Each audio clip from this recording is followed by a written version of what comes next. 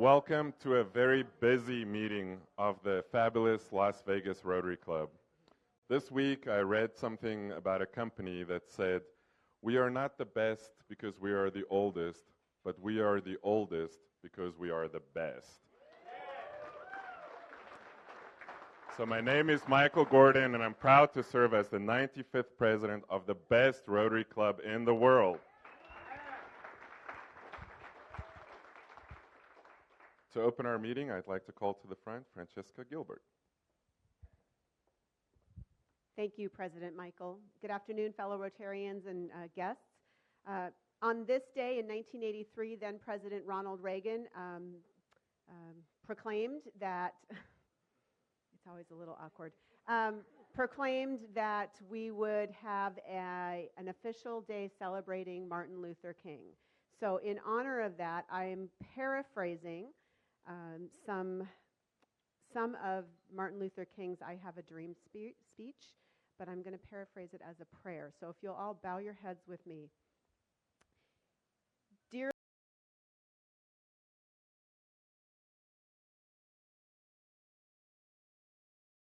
rough places will be made plain, and the crooked places will be made straight.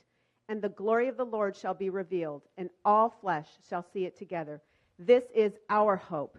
This is the faith that we go out into the world with as Rotarians. With this faith, we will be able to hew out of the mountain of despair a stone of hope. With this faith, we will be able to transform the jangling discords of our nation into a beautiful symphony of brotherhood. With this faith, we will be able to work together, to pray together, to struggle together, to go to jail together, hopefully not, to stand up for freedom together, knowing that one day we will be free. This will be the day.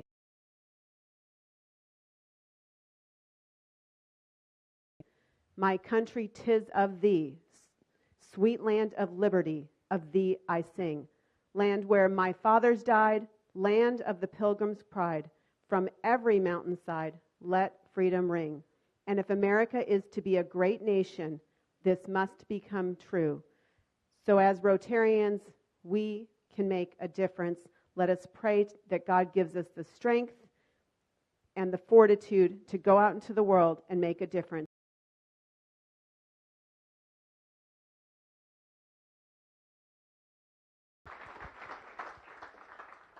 And I may regret this, but I'm going to call to the front past President Russ Swain to lead us in reciting the four-way test. I'm going to get the microphone twice today, right? Okay, so if you don't know the four-way test, let's just go ahead and pick up your wheel. I learned this a long time ago. Pause and smile. And pick up your wheel, and you can recite with me. So let's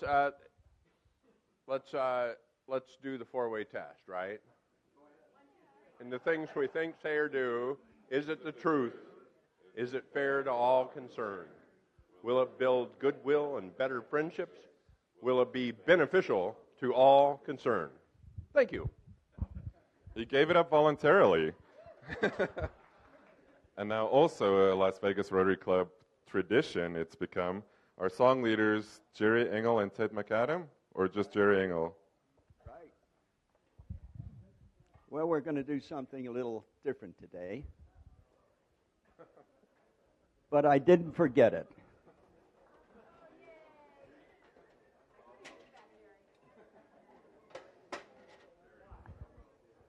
Okay.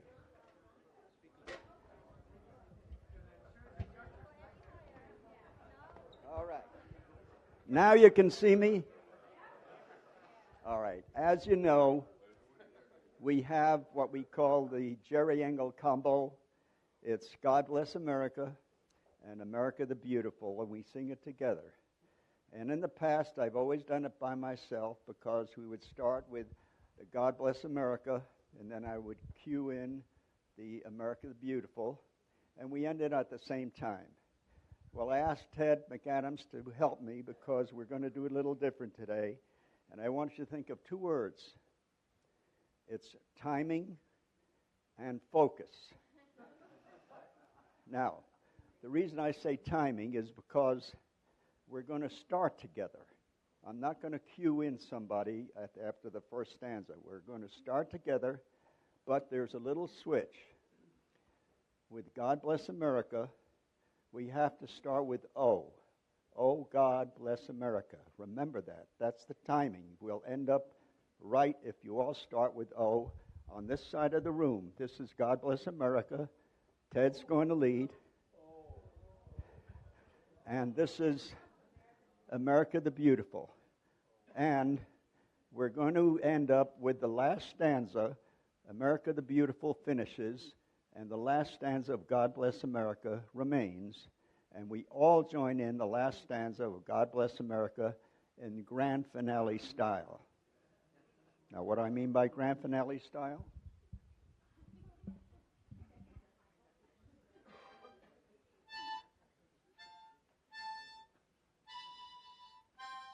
Okay.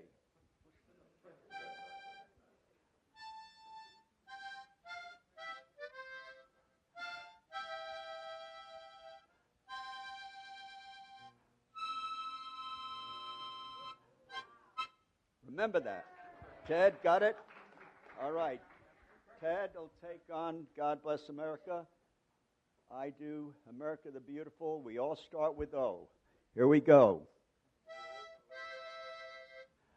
Oh, beautiful for spacious skies, for amber waves of grain. Fountain processes above the fruited plain. America, America, God shed His grace on thee, and drown thy good with brotherhood from sea to shore.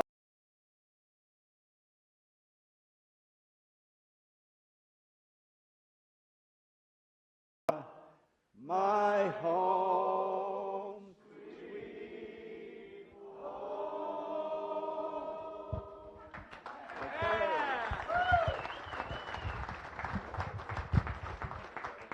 Got it. Thank you. Thank you. The Jerry Engel original. Now, if you could join me in the Pledge of Allegiance. I pledge allegiance.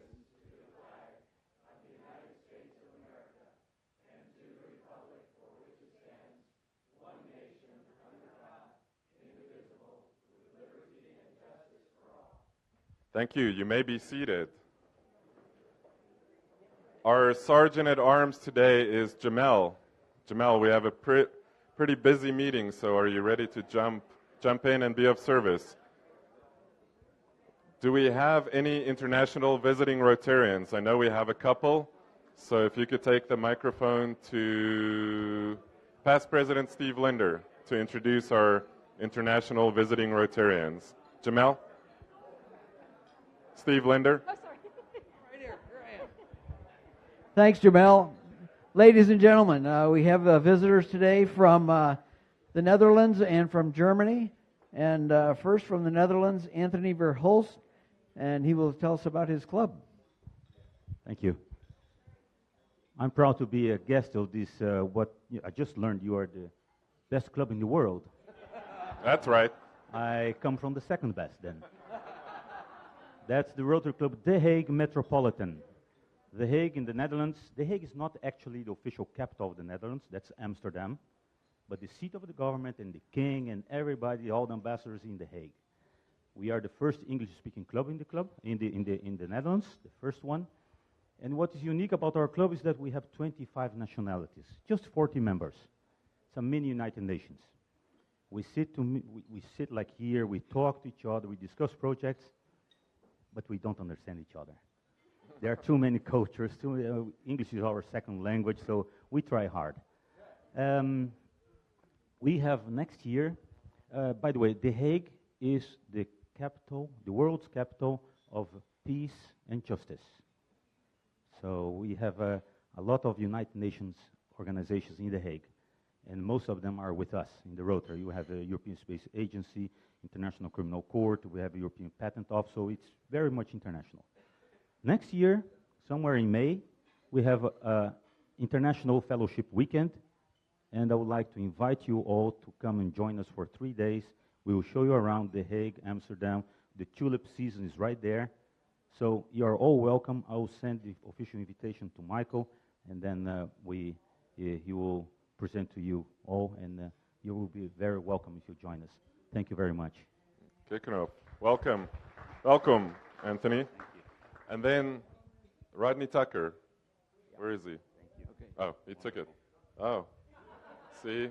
Doing his job. Okay. Didn't even see it. And then we have secondly, we have two Rotarians from Germany. We have Volker Schaffelbart. Oh, I'm really messing it up. Schäfer Barthold and Ingrid Hempel, and they will tell us about their club. Thank you very much for having us as guests here. We appreciate that very much. We have been here last year for the first time. Ingrid has been here. This is their third visit. We are coming here for the auto parts show. There's the SEMA that is just across. And our club consists of 70 members, and we are steadily growing, and we are the so-called younger club. Now all the members are the older ones, because the other ones pass away and their children are in that. So we have two clubs, but we have joint meetings and joint projects, but we do predominantly work in Eastern Europe, and there is a handicapped school, a handicapped institution, and we provided them with a workshop and all the equipment that they need, and we regularly visit ourselves to see how it's going on. Thank you very much. Thank you. Thank you for visiting. And then, go ahead. Hello, my name is Ingrid Hempel. I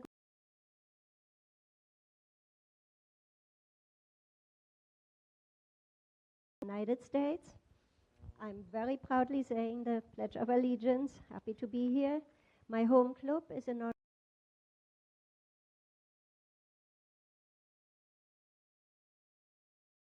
national projects in Bolivia and other countries. And this year, for the first time, I attended the Rotary International Convention in Atlanta, and it was wonderful, amazing. Bill Gates was our speaker, gave us $350 million for polio immunizations. So it was a great experience. Thank you for having me. Thank you. Thank you.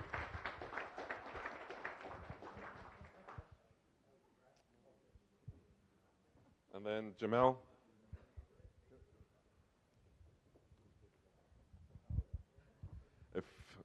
Do we have any other international visitors? Any other international? Okay, visiting Rotarians. Right there. Oh, Kathy Mahon.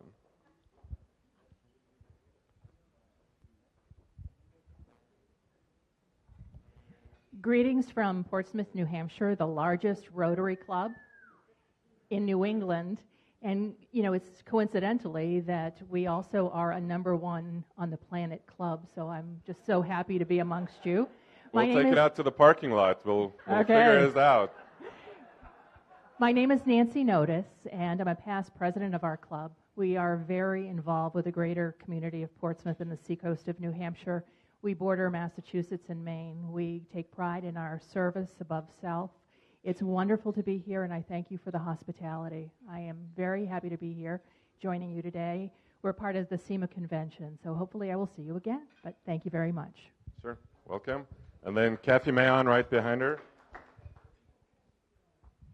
Hi, I'm Kathy Mann, and I'm a retired pediatric ophthalmologist, and I'm from the Las Vegas One Club visiting, actually Marie, my friend, but all of you guys. Welcome. Other visiting Rotarians? Seeing none, then let's move on to guests of Rotarians. Guests? Over there. And then Sean, where's Sean? Okay, go ahead, Bill, sorry. Hello, everybody. Bill Houghton, and thanks for having us here today. I'm really happy to introduce my longtime friend and a potential new member of our club, Amy Matthews is with an organization out of Reno called Nevada Association of Employers. Been around since 1938. They brought Amy on board to start the organization here in Southern Nevada, and I made the suggestion to her a couple months ago that this was the greatest club in the valley, and she needs to be a part of it. So everybody, welcome Amy Matthews. Don't undersell us. You just said the valley. You should.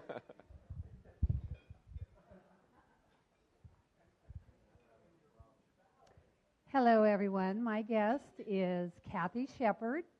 She recently came to Las Vegas. She's from Santa Monica. She was prior a member of Rotary Club of Santa Monica. Welcome, Kathy. Welcome. And then there's one behind you, and then on this side of the room, too.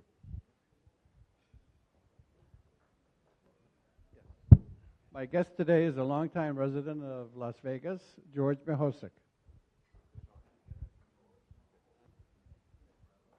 And then there's one more on this side, Jamel.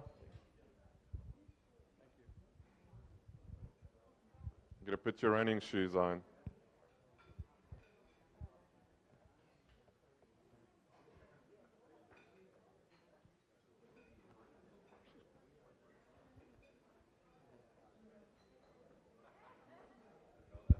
I wanted to introduce a guest of Sarah Brown's. His name is Ben Brimhall. He is in IT and security services with a company called Azul, and 15 years in Vegas, and 4 sons. Okay, and then I would like to introduce my guest at the head table is Francesca Gilbert, who was born in Italy and became a U.S. citizen in the 10th grade. She's been in Vegas since 1978 and became a real estate agent 10 years later, which means that this is her 30th year as a realtor. She loves to bake, especially over Christmas time, and ran her first half marathon in May. We all know Francesca's heart for Rotary. Both her daughters are Paul Harris Fellows, and she was our club's Rotarian of the Year in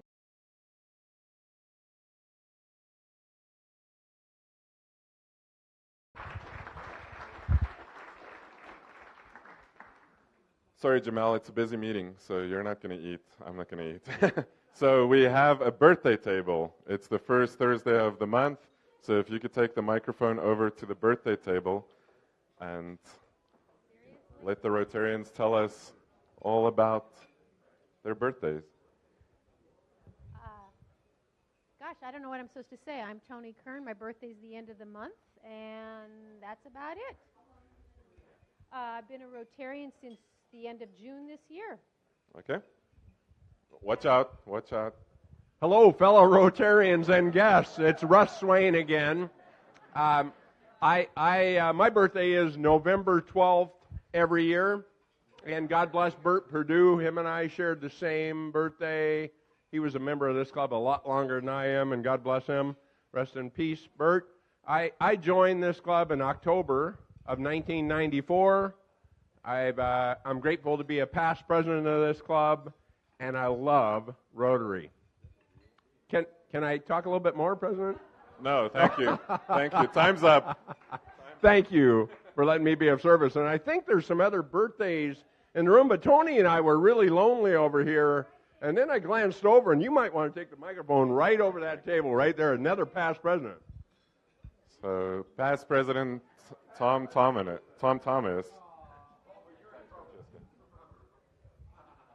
I'm hitting an age this year where I get to claim forgetfulness. But so I've been, this next year will be my 30th year in the club. I'm turning 60 this week. Wow. And in just to set off that 60th birthday, I climbed 60,000 vertical feet this year. Yeah. Well, Jamel, if you could take the microphone, I don't see any other birthdays. If you could take the microphone to Ted McAdam. Colonel McAdam. If you are a birthday person, please stand up. Tom, birthday table. If you're a birthday person this month, please stand up. All right. Let's honor our birthday Rotarians with a nice birthday song. Happy birthday to you. Happy birthday to you. Happy birthday, dear Rotarians. Happy birthday to you.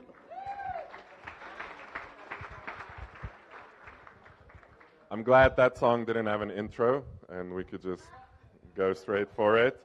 So next week, if you could take it to, or maybe not, but past President Dave Thorson will be back in charge next week. So Thor will be wielding his hammer. I am out at a Rotary training, so Thor is back. So thank you in advance for your service, sir. I want to give you guys some feedback. The polio pig that we sent around last week raised $151. So thank you for that, for polio. And then Eric Astromecki has some feedback on our canned food drive / Halloween party that we had on Friday night. Eric.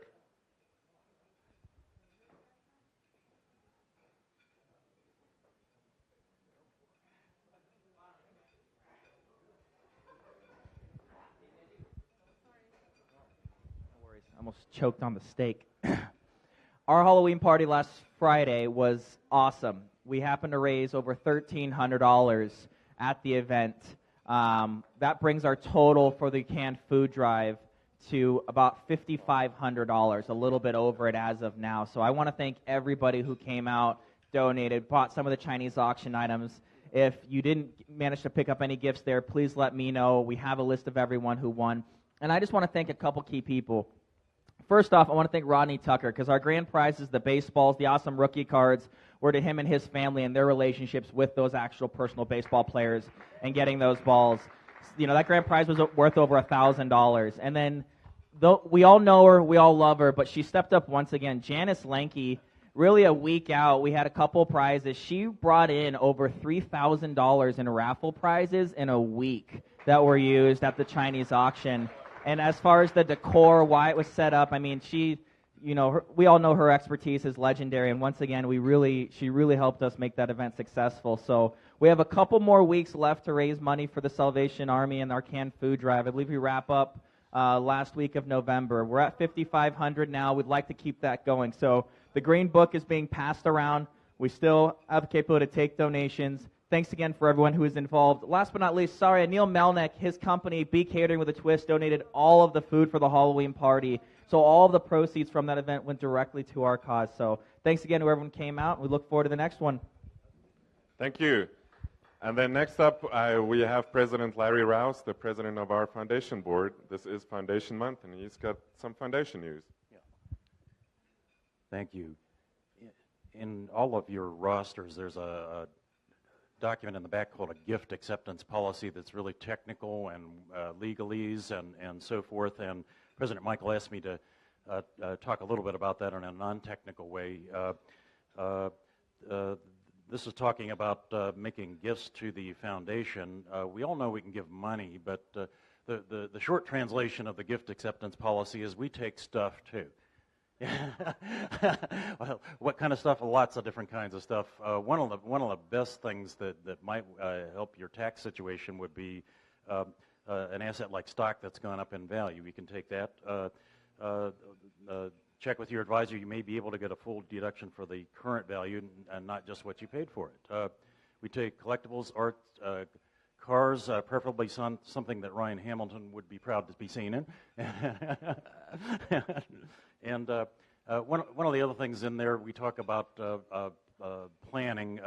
People can get income tax advantages with what we call charitable lead trusts or charitable remainder trusts. It's kind of technical, but the idea is that you get a present tax deduction for a gift to the foundation. And then finally, we talk about bequests, testamentary bequests, and life insurance beneficiary designations. Those are easy, they're simple, and they really benefit the foundation. And we will do our best to do a good job with the money. Our cause is your cause. Thank you, Larry.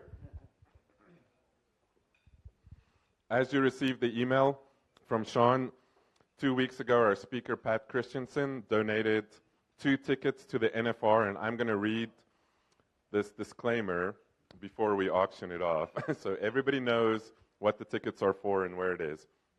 So Las Vegas Events presents you with 2 Plaza tickets to attend one night of performances of the 2017 Wrangler National Finals Rodeo at the Thomas & Mack Center in Las Vegas.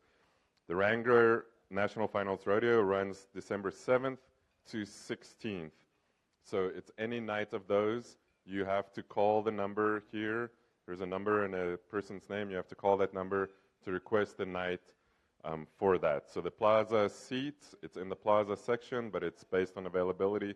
So there's not a specific row. It's just whatever date you pick, those are the tickets they're going to give to you. So everybody clear on that? Okay, so let's start. The face value of these is $150 each. So that is, yeah, let's figure it from there. So each, so let's start at $150 for both, and then let's go from there. So do I have $150? $150, $160, $170. $170 in the back, $180, $180, $200 up front, $210, $210. I saw Chris Bennett first at $210, $220. I see $220 in the back, $230, $250. Bob Brenton, $260, $260 Chris Bennett, $260. Do I see $270? I'm sorry? $300 in the back. $300 Jackie Thornhill. $310. I see $310 Chris Bennett. $320. $320. So it's a $310 for Chris Bennett. $320. $320 Francesca Gilbert. $330. $330. $335 Steve Casey. $335 Steve Casey. $345. $345 Matt Nelson. $350, back at $350. $360. $360 going once. $360 going twice. Sold to past President Steve Casey for $350.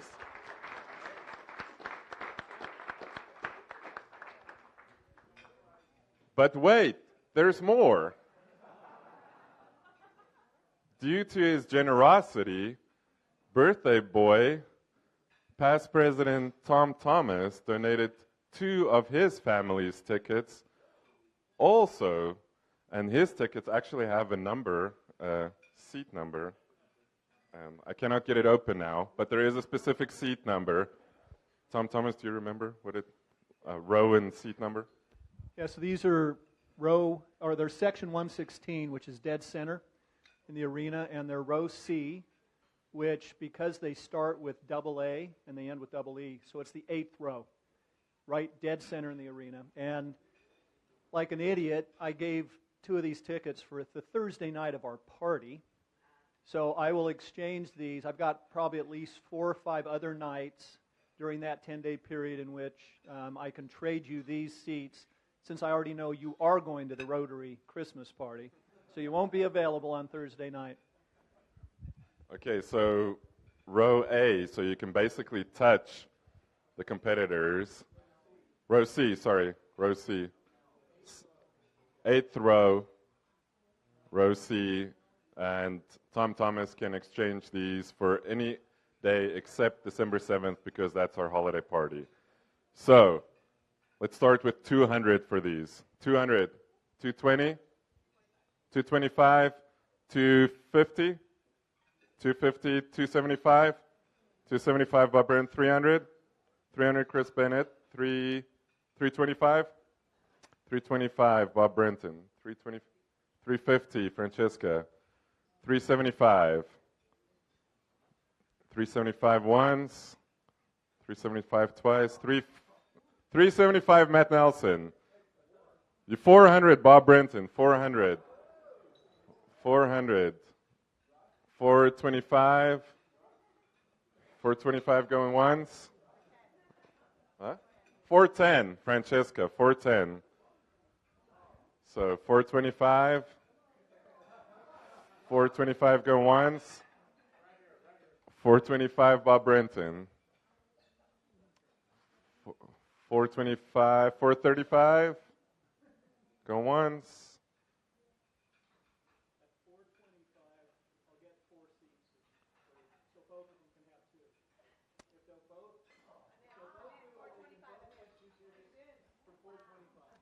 The plot thickens, if you hadn't heard. For 425, Tom Thomas is donating an extra 2 tickets if both pairs of tickets sell for 425. So Francesca has got the other pair for 425. Anybody want to go higher? 435? Hey, I'm just checking. We're raising money here for the foundation, people. So 425, congratulations, Bob Brenton and Francesca Gilbert.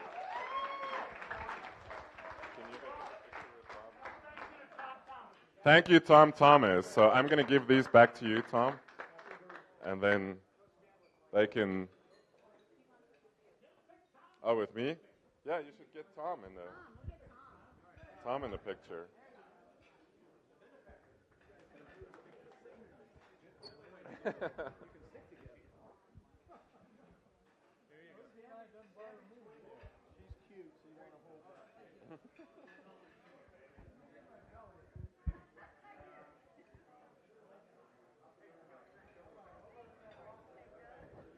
Okay. Thank you for your support of the Las Vegas Rotary Foundation, Bob and Francesca. We do have some important business. As you saw from the email that Sean sent, you all received changes to our club constitution, the bylaws, and the continuing resolutions. So is there a motion to approve the changes as presented? So moved. Is there a second? Second. Any discussion? All those in favor, please indicate by saying aye. Any opposed? Thank you. We do not have time for a break. I'm sorry. We've got to move straight to past President Jim Hunt for an update on Santa Claus. Jamel?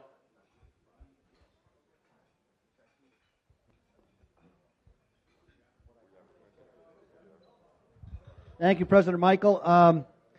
Quick update on Santa Claus. A few things I'll mention. I was asked to mention some items that are taking place now. First of all, we're off to a great start financially. Thank you all very much. As I mentioned a couple of weeks ago, this is going to be by far the most kids we have ever invited. We're increasing the number this year by about 35 kids. So with that in mind, we need by far the most number of volunteers that we've ever had. So we're a little bit sluggish right now. I'm not nervous because we've got some time. But and some of you have been kind enough to ask me, should I start inviting friends' companies and things like that? No, not at this point. But please do start making sure you're inviting your family members, your friends, your trusted coworkers, and maybe your trusted neighbors. Get some people involved. Show them what you do in Rotary. This is an excellent opportunity to share what we do. So please make sure that when you sign up on the line for volunteers, if you're bringing 3 people with you, make sure you indicate the total number of shoppers is 4 and not 1, and then you're bringing 3 people, and you'll let us know when you bring them. If we know how many people are coming in advance, I don't have to beg, and that helps me a lot. A lot of things going on right now. We've got grant requests submitted to the Engelstad Family Foundation that'll be heard on the 21st. They've been tremendous partners of ours for many years now, so I'm hopeful that will continue. Just to give you an idea, I was asked to say what some of the things we do throughout the year or what's going on now. Right now we're in the process, we're working with Aramark, for instance, to get 375 cookies donated. We are in the process of purchasing 375 sports balls. We have gotten 375 backpacks. We are having 375 wooden toys made right now for the kids. There's a lot going on. I'll be picking up, I'm leaving here and I'll be going by the Nevada Dental School, UNLV Dental School Medicine, 375 dental kits that the kids will be getting, a toothbrush and toothpaste. So lots going on. Our committee met several weeks ago at my home. Tonight we're meeting at Tom's house, just a reminder for all of our committee members, and we're going to update on all of our different projects that we're doing. So please make sure to update that list as you go along if you have more volunteers so we know where we are at each week. Sean sends us an update by email after she recomputes all of the totals that we have each week. So make sure you add more people on there. We need to have a lot of volunteers this year. It's going to be the best one ever, we're hoping. So hang with us. Thank you. If you can just give their microphone to Janice Linke, thank you. Past President Jim Hunt. Janice Linke is going to tell us about our party. So the holiday party we mentioned is at Treasure Island. And for those of you who have gone, the cuisine for the holiday party has been phenomenal every year. There's other events that we host that the budget's not as strong. The cuisine is a little bit different. But the holiday party, Treasure Island has done such an unbelievable job of capturing the spirit of the holiday and providing a lot of upgrades. The decor is beautiful, and the chef does an outstanding job on the menu. So I hope you all, we have a lot of new members, so I hope everyone will participate in the holiday party. It's just a nice social night, so we won't be pressuring you to buy any tickets for anything, promise. So the book's going around, and hope to see you all on December 7th. Thank you. Thanks, Janice. And then, Jamel, if you could take the microphone to Jackie Thornhill, all the way in the back, to tell us about our next Wetzel Award ceremony.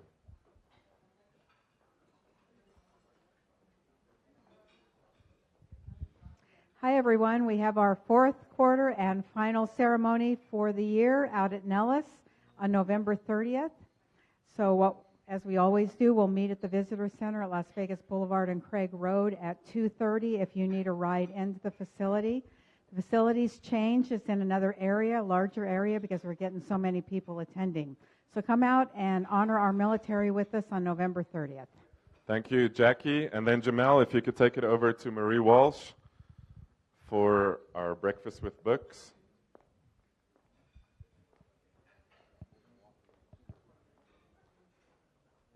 Thank you, Michael. November 14th, Breakfast with Books at Beckley. Okay. Breakfast with Books, November the 14th. The Green Book has gone around. I've seen some great names. We could always use more help. And I'd like to let you know that UNLV marketing students are coming to this Breakfast with Books. They are very interested in seeing what we do. Thank you. Thank you. And then Bob Fisher. Where is Bob Fisher? Oh, he's right here in front. Oh, he's going to come up front.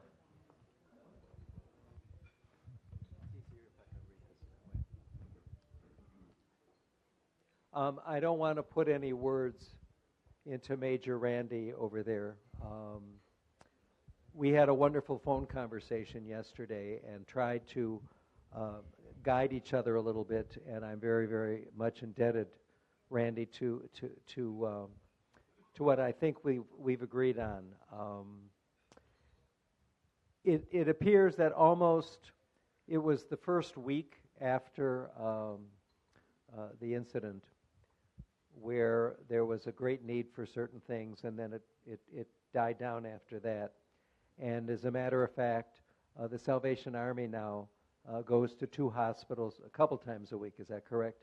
And sits in the cafeteria hoping that some family member might come into the cafeteria. And so what has happened is that the few people who are still in the hospital, the family comes and goes. The family are all from out of town, and they come and go. So we finally decided, what can we do? And I made a suggestion to the major, and he made a suggestion to me. And my suggestion was something that I think I talked about last week. There are a lot of people, hospital staff members, who are having a very, very tough time, as you can only imagine. Those of you who saw Channel 5 last night with their special. So there is surplus money that the Salvation Army has, and one of the things that I had suggested, and he's going to check it out, is to put that money into providing professional counseling, professional help and assistance to those people who are working in the hospitals, who may want to do it, because as you know, it's very, very expensive. So I said to him, what do you need? What can we do for you? What can we do for the Salvation Army? And we obviously don't need to do any more than we are doing now for canned goods, because that's just a smash, and it's great. So I said, so what do you need? And he says, well, let's talk about the children. Christmas time, we need toys. How many toys do you need approximately?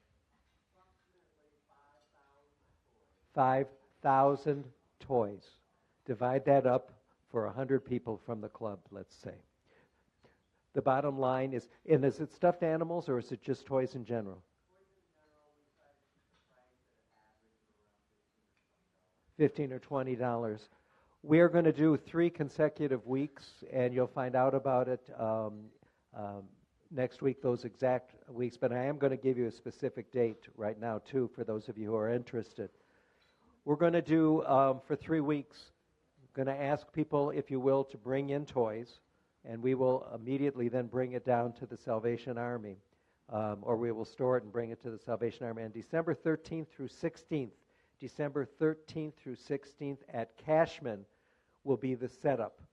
And we will need volunteers to help with that, as well as everybody to hopefully donate some kind of a toy. The date has not been determined yet when we can help to distribute those toys. So that is what we are going to do, and we will be very cognizant of the fact that by doing that, we continue to reach out into the community. And thank you. Am I missing anything? Okay, thank you, and thank you for approving. Thank you, Bob, for organizing another great hands-on project. Now, we already raised some money for the foundation, but we need to raise some more. $2 million isn't going to come easy. So if you, Jamel, can take the microphone to David Squire. Finally, your day of judgment is here, sir. Apparently, you've had a new addition to the family. You want to tell us about that? Because it's going to cost you. It already has. True. I have a 7-week-old Madeline Sophia Squire at home, and she is absolutely wonderful. We had some challenges, and she's just amazing. She's the perfect little angel, and I just had her picture. Just looked at her picture 30 seconds ago. So it's my second. So my first is Abigail, and she is 14. And my second is Madeline, who's 7 weeks. So a little bit of a gap. That sounds like a built-in babysitter, Yeah. almost like you planned that, right? Right, yeah, well, until college. Sure. Well, congratulations, and thank you for your $95 donation to our foundation. Welcome. It's Madeline's donation. It comes out of her college fund anyway. Don't worry about it. I don't feel bad about that. And then if you could take the microphone over to past President Randy Donald, right here in front. Oh, some internet Facebook troll sent me this picture that showed that you are recycling Halloween costumes, sir. There's a photo from 2014, and then there's one from just this last. But if you look real carefully, you'll see it's been upgraded. Oh, yeah. Should I hold it back further? Yeah, So where exactly you see is the this? upgrades? No. Well, Not at all. Sally's hair's longer. Okay. I'm avoiding that trap. You can lay it all you want. When you got a winner, stick with it, I guess, right? Well, thank you for supporting the canned food drive, and thank you for your Halloween costume, and thank you for your donation to our foundation. Another 2022, we'll roll it back out, I guess, right? Do it. Thanks, Randy. Okay, so now our drawing, and actually we have 3 drawings today. So thanks to the generosity of Janice Lanke, I will tell you what the third one is, but the first one is for the pot. So 3821627. 3821627. Matt Nelson.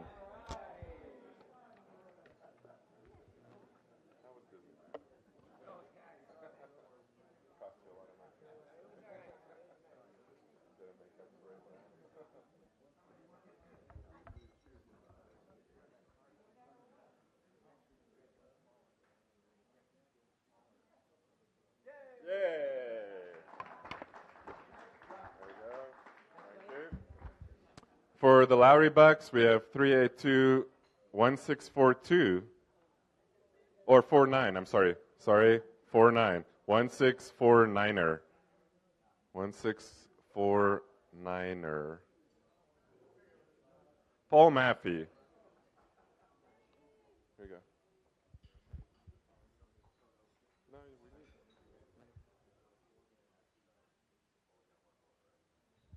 And then Janice Lanke donated 4 tickets to the Cinta show at the Plaza Hotel with no date, so you can use it whenever you want. And the ticket for that is 382-1564. 1564. Randy Campanelli.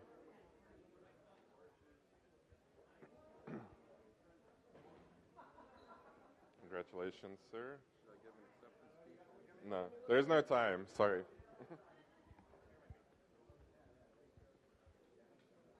And we are 1 minute over, so I'm going to call Sarah Kane to the front to introduce our speaker.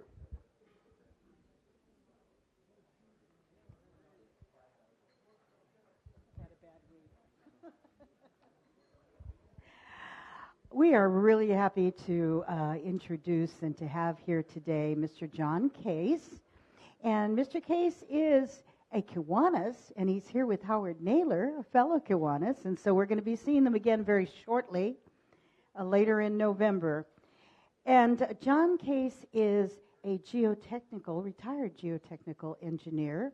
And he was involved for about 24 years with the Yucca Mountain project.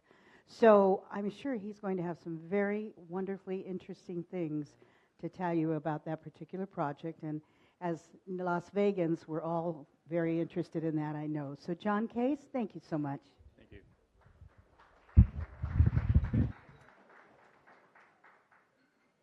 One of the questions my wife is often asking me is,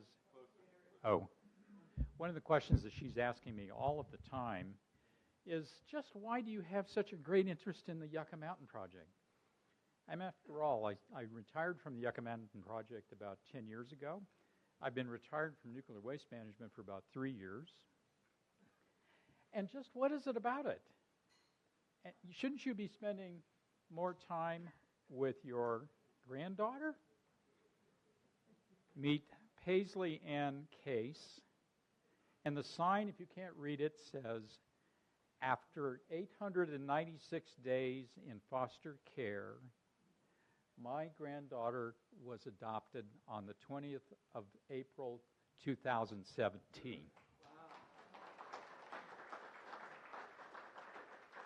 Well, it's really true. I should spend more time with her. But I have to tell you, I am just totally intrigued by the Yucca Mountain project. For if on the one hand it goes forward, there will be no doubt in my mind a U.S. Supreme Court decision which will uphold the science. And 100 years from now, we will think about that decision as being as important to American history as Shays' Rebellion was to the formation of the Constitution or the Whiskey Rebellion during President Washington's first administration.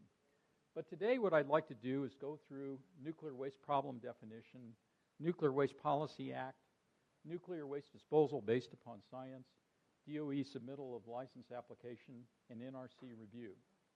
And then I'm going to talk about recent legislation, and then, of course, I want to answer your questions. So let's talk about the definition of the problem. About a quarter of the energy in the United States is generated by nuclear power. What we do is we take uranium pellets, we fabricate fuel rods. The fuel rods are bundled together. We insert the fuel rods into the reactors, and we generate a controlled fission with splitting of the abdomen, which is an exothermic reaction. We generate electricity. Now, the problem with this is that the problem is the waste, after a period of time, we have to remove the fuel rods from the reactor, and it's uneconomical to use them. They become spent fuel. Now, this material is hazardous and very radioactive. All people that are involved in this subject will agree on that. There's also a second form of waste that comes from weapons production. Now, the problem is that when the nuclear power plants were built in the late 60s, mid-70s, they only had temporary storage in mind. And so the idea, going back to the 1957 National Academy of Sciences report, was that eventually we would need to dispose of the waste in a mine geologic repository. So what did Congress do in 1982? They passed the Nuclear Waste Policy Act. And among the many different things that it did, it established a process of how do you identify a site, how do you provide detailed site characterization for that site, repository design and analysis, license application, construction authorization. So the law was written to identify this process. Now, it also said that the second that the commercial spent fuel came out of the reactors, it was owned by the federal government. I don't think there was ever a question about the weapons defense high-level waste being owned by the government. And most importantly here, and you can see I've bolded these two bullets, it established two entities. And the two entities were the U.S. Department of Energy on the one hand, in one tennis court, with the national labs, so we know what those national labs are. It's Los Alamos, Sandia, and Lawrence Livermore. They would conduct the science. I should also mention the U.S. Geological Survey. And they would make submittals, and they would then serve the ball over the tennis court to the U.S. Nuclear Regulatory Commission, which will promulgate regulations, the performance requirements for the repository, providing licensing and construction authorization. There was also independent peer review by the Nuclear Waste Technical Review Board. And of course, there was the mill levy that was imposed on consumers of electricity that went into the Nuclear Waste Fund for the various scientific activities. Now, as we all know, the law was changed in 1987. Nevada was identified as being the sole site for the repository. And of course, it was a political decision. There can be no question about it being a political decision. But the thought I would leave you with is that there was some information of a preliminary nature that actually favored Yucca Mountain at that time. So let's talk about the recent history of the project. So 30 years go by, U.S. Geological Survey is out there doing exploratory drilling. The labs are involved in their various experiments out at Fran Ridge and underground in the exploratory studies facilities. And what happens is that this leads to the culmination of the license application submitted by DOE in June 2008. The NRC docketed that license application 3 months after that time, and the law said that the NRC had 3 months or 3 years to review the license application. Now, as we all know, in 2008, candidate Obama is campaigning in Nevada. He is opposed to the project. He gets elected in November 2008, goes into office in January 2009, and in August of 2010, he terminates the project. Initially, he says that the science was bad for the project, but when he was challenged on that, actually came up with, well, the policy is not workable. So then there was also the suspension of the Atomic Safety and Licensing Board hearings in 2011. And then DOE withdraws the license, or I should say they attempt to withdraw the license. So now what happens when you have a major project that spent $15 billion that suddenly comes to an end? Well, one of the things you're going to do is you're going to have a Blue Ribbon Commission on America's nuclear future. They'll conduct hearings to find out what happened. They go ahead, they do their fact-finding, and essentially they come up with these recommendations. They say the approach should be consent-based to licensing. There should be a new organization empowered with authority, like the Tennessee Valley Authority, that wouldn't be separate from the congressional budget cycle. And there should be a prompt effort to develop multiple facilities, because after all, the licensed repository, Yucca Mountain, only has 77,000 metric tons uranium capacity, whereas we've generated 110,000. And of course, there's always the support for innovation in nuclear waste technology. Oops.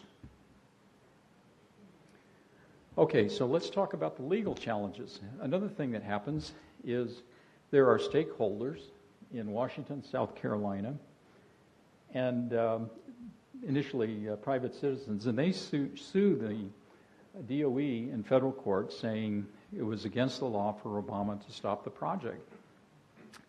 The appellate court in Washington rules on Aiken 1 saying no, it was within his authority to stop the project. But there is a second lawsuit that happens. It's called Aiken 2, where the lawsuit is about the NRC. And so the tennis ball has been served from US DOE over to the NRC, and this time the appellate court ruled in favor of the plaintiffs and said that by law, the U.S. Nuclear Regulatory Commission must complete their safety evaluation report. What did the NRC do? They issued these 5 volumes. Now, of the 5 volumes, Volume 3 and Volumes 4 are the most important. Volume 3 was the science. What is the post-closure? Does the repository meet the post-closure requirements as outlined by the NRC? The Volume 4 dealt with land withdrawal, which Congress has to do for the project, and water rights. Here's the thing I would leave you with. This independent agency over here, independent from all of the people that were involved in the research, has come to near complete agreement about the project. Okay, near complete agreement. So what does this mean? First of all, there were the 2 issues with regards to land withdrawal. New legislation is going forward through the House right now. There was a vote by 49-4. And so one thing that I would leave you with, people in Nevada, and the reason that I think that it's going to go to the Supreme Court, is that the state of Nevada and the federal government are on a collision course on this, because the vote was 49-4. Okay. I suspect within another week or 2, you're going to see a significant bipartisan majority voting on the project. What would the project do? It would withdraw the land, increase the capacity, try to address this issue of water rights. Now, let's talk about the budget. $120 million has been proposed. We should put that into perspective. If you took the $15 billion, you took 30 years, that's a burn rate of $500 million a year. So the federal government is spending about a quarter of what they were spending 10 years ago. But what will that money be used for? It will be used for licensing, in the Atomic Safety Board licensing. And what do we expect to happen? Expert witnesses are going to be called by the state. They have about 300 contentions. Expert witnesses will be sworn in. There will be rules of evidence and cross-examination. And eventually, I think that process is going to rule on the science at Yucca Mountain. And with that, I will take any of your questions. I'm supposed to... Wait for the microphone. Microphone is coming. Oh, boy.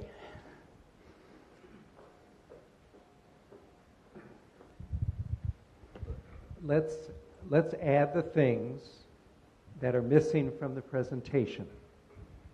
When Brian Sandoval was the Attorney General, I escorted the governor and we went through the rural communities.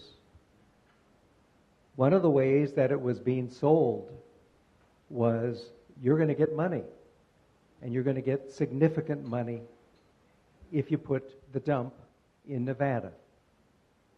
So that's number one. And I don't see anything about the money, especially the money that's going to be going into the communities. Number two, Brian Sandoval is governor. Our 2 senators, our 4 members of Congress, the mayor, both present and immediate past, said, "Over my dead body." It's interesting who is for it, because guess what? And I'm being as respectful as I can, because they don't want it. And guess what? Either do we. Okay.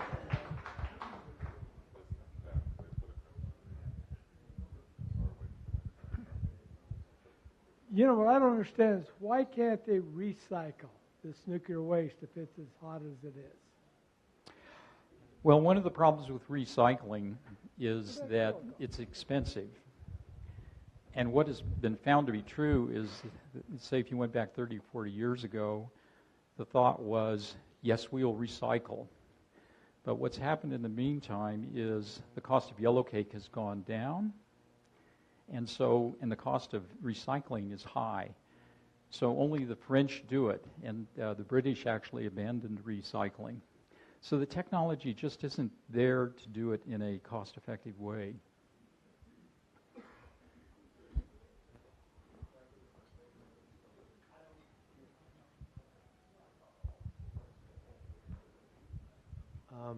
I worked for Bechtel Corporation. When I got out of college, they offered me a job.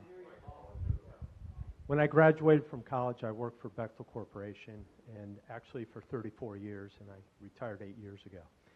So while you were at Yucca Mountain, I was doing the National Center for Combating Terrorism at the Nevada test site.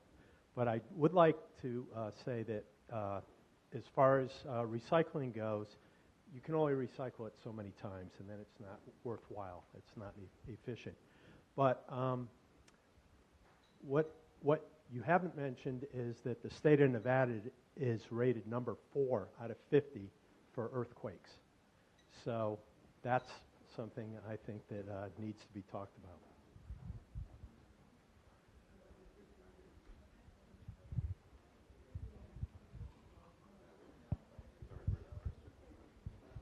So, Mr. Case, we're honored that you came to talk to us, and we have a rule that you can disagree, but you have to do it politely. And I want to thank you because you're the first person that I've ever heard, and I belong to a lot of organizations, that actually said that the site selection process was never based on the science, it was based on politics.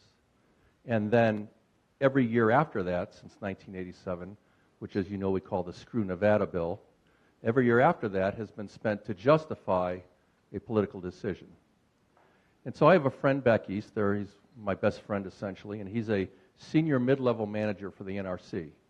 But he's on the nuclear power plant testing side. And I asked him about it, he lives in Maryland, and he says, well, everybody I talk to says the science is sound.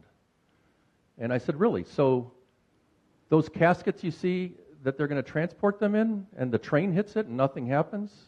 He says, yeah, that's right. And I said, well, did you know that actually that never was intended to be the casket, and the casket hasn't been designed yet? Did you know that? He says, no, I didn't know that. I said, did you know there's an active fault line because my house shook within how many miles of Yucca Mountain that they didn't know about when Congress took the weakest state and said, it'll be in Nevada? We have an active fault line, and then there's a lot of things. Let's talk about water. Oh, the desert's dry.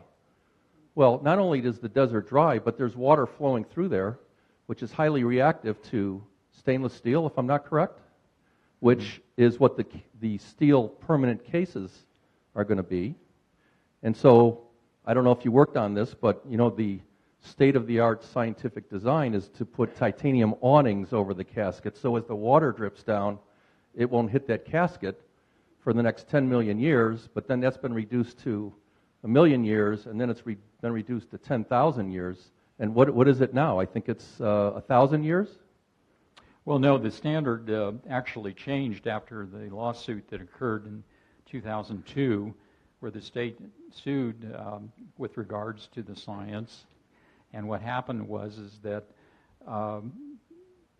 the standard was changed to 1 million years. It had been 10,000 years, and it was changed to 1 million years. So I have two questions. France vitrifies their nuclear waste. They turn it into a glass-like substance, which is easier to handle. Right. That's question number one, and then I'll just tell you my second question, and I'll shut up. What's wrong with doing another site selection based on science and not politics? So when I hear that it's based on science, it's good science, and I bring up all these things, oh, we've solved for that, what I'm told is that was supposed to be 90% natural barrier, 10% man-made barrier. Now it's generally 90% man-made barrier, 10% natural barrier.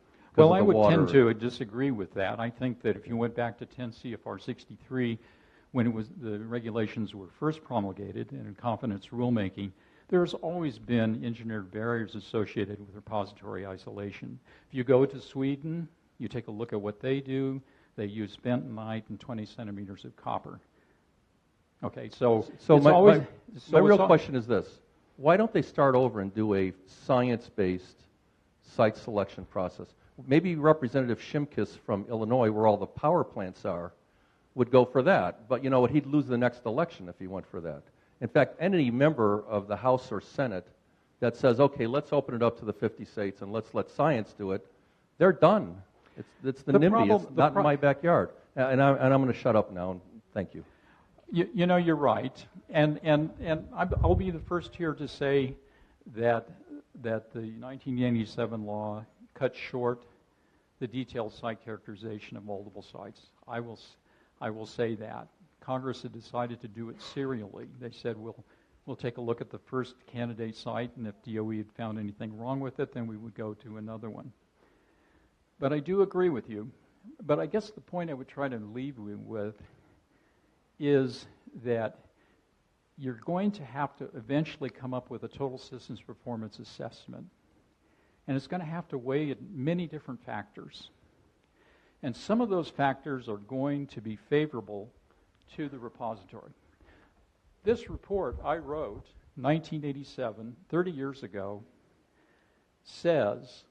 concludes that when it comes to repository sealing, there are advantages at Yucca Mountain. Just backfill it. There are not advantages to a saturated repository. On the other hand, if you went to what Dr. Allison McFarland says, who is a critic of the project in this book right here, she's in favor of a reducing environment. So one of the questions is just how do you combine these different aspects of the repository design, analysis, isolation together? You have to come up with a total system performance assessment. And let me tell you what's going to happen. When that goes to the court, you're going to have those expert witnesses. And I'm very confident, I'm actually hopeful, I should say confident, that a lot of the issues will be resolved because there will be scientists and engineers who are trying to come to a resolution. And that's the way I feel about it. Oh, let's see. Okay. Parliament. Thank you, Mr. Case, for coming and presenting a perspective. Having worked on the Yucca Mountain project for 3 years, I also have a perspective. First of all, Bob, you're wrong. It is not a dump. A dump implies something that's not manageable. The attempt is to make it a repository which has the opportunity of withdrawing that and recycling it someday if it ever becomes appropriate and affordable. The issue that I'm really concerned about, Mr. Case, and you mentioned it, how many power plants do we have around the country that are temporarily storing this stuff? 120, something like that? I don't know. Yeah, there's something like about 120, and one of the things that's important to recognize is that there are now about a dozen where there was once a nuclear power plant, and now there is just a decommissioned power plant with spent fuel at that site, much of it in spent fuel pools, like the situation at Fukushima. So here's the reality, folks. You have 77,000 metric tons of pellets being stored temporarily in ponds around the country. You don't think that's a target for a possible catastrophe? If you don't think so, you're wrong. There has to be a national urgency to gather that stuff up and secure it someplace. It may not be Nevada, but Nevada's test site is 1,200 feet below the surface of the ground. It is 90% natural barrier. 90% natural barrier. So we have to get on board and find a place to bring that stuff someplace and secure it, or we're waiting for something to happen. And thank you very much for your time.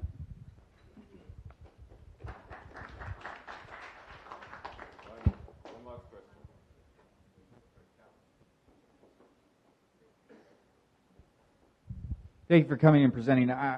So, being someone that's an expert in nuclear waste management, can you touch on the two different, from my research, there's two different types of nuclear power generation. One that actually reuses the same waste, and it's actually a smaller reactor and actually produces less waste, as opposed to the reactors that most of us are currently using that actually produce a lot of waste and are quite larger. Is there any, can you touch on that, and what is the government's long-term vision in terms of maybe even changing to something that actually produces less waste? Well, one of the things that happens with nuclear waste management is, of course, there's a relationship with weapons production, nuclear weapons proliferation. And one of the reasons why spent fuel in the United States is not recycled is that because in 1979, President Carter made a decision that commercial spent fuel would not be recycled. And it's true that nuclear technologies are changing all the time. And at some point in the future, maybe the nuclear technology will be able to address this problem. But at the present time, you have so many of the, the spent fuel working in reactors from the late 60s, mid 70s, that is waste. And so the thought is to put it into a mine geologic repository, which will isolate it from the environment. One more?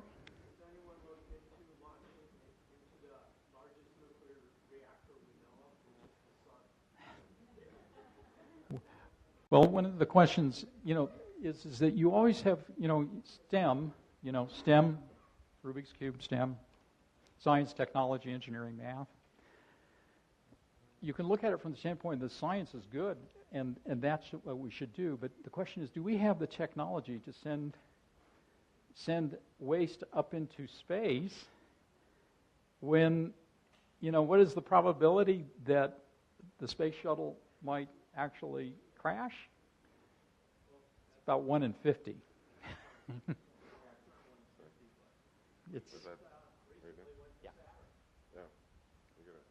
Okay. Well, thank you. Thank you for your presentation. Yes. And John said he'll be available for questions afterwards. John, in 3 weeks, we'll meet again for the true face-off of the canned food drive. So now you know what we got, but before that, we would like to present you with our Share What You Can award, where we're going to present a hot meal to a homeless vet in your name. So thank you for speaking to us today. And then, like I always say, Rotary is like tennis. The one who serves best usually wins. Now go forth and make a difference.